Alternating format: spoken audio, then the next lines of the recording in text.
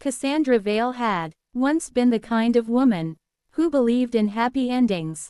She had worked tirelessly as a lawyer, built her reputation on honesty, and trusted that the people closest to her would never betray her. That illusion shattered one humid August evening when she walked into her office and discovered the two people she valued most, her fiancé, Darren, and her best friend, Marissa, locked in a kiss that burned away every ounce of trust she had ever placed in them. They didn't see her at first. Cassandra froze at the door, gripping the legal files she had been carrying, her pulse pounding in her ears. When they finally looked up, guilt flickered across their faces.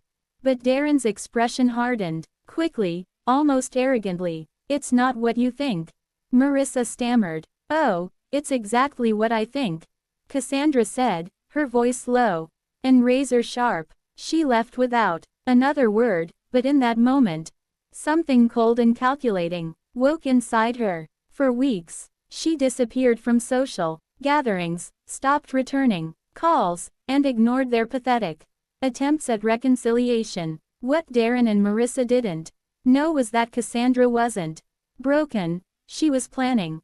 And her mind, trained to outwit opponents in court, had already begun weaving the perfect revenge.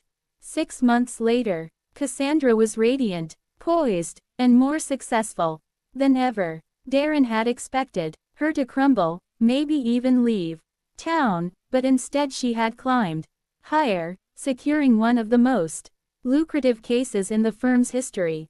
What Darren didn't realize was that Cassandra had been quietly gathering information about him, financial missteps, shady deals, and corporate fraud he had brushed under the rug. At the same time, Cassandra had not forgotten Marissa, her former best friend, had tried to bask in Darren's wealth and connections, flaunting their relationship at high-profile events. But Cassandra knew Marissa's darkest secret. She had falsified credentials to land her position at the firm Cassandra had once covered for her, out of loyalty.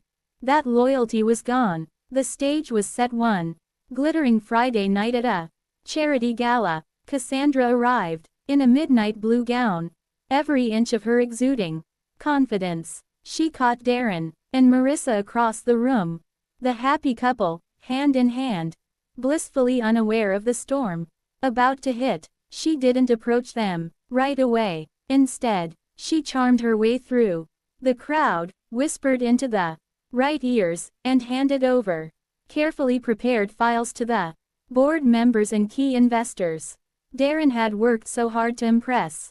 Within an hour, whispers turned into sharp glances, and Darren's smile faltered as people began avoiding him. Meanwhile, Cassandra had arranged for a journalist, an ambitious young reporter hungry for scandal, to receive Marissa's falsified academic records. By the time dessert was served, Marissa's phone buzzed with messages from colleagues questioning her qualifications. Panic lit her eyes as she excused herself, Darren trailing after her like a shadow. Cassandra sipped her champagne, savoring every drop of their unraveling. The fallout was swift and brutal. Darren was suspended pending an investigation into financial misconduct, his reputation shredded in the press. Marissa was forced to resign from the firm, her lies about her degree splashed across headlines. The power couple, who had betrayed Cassandra, was reduced to nothing but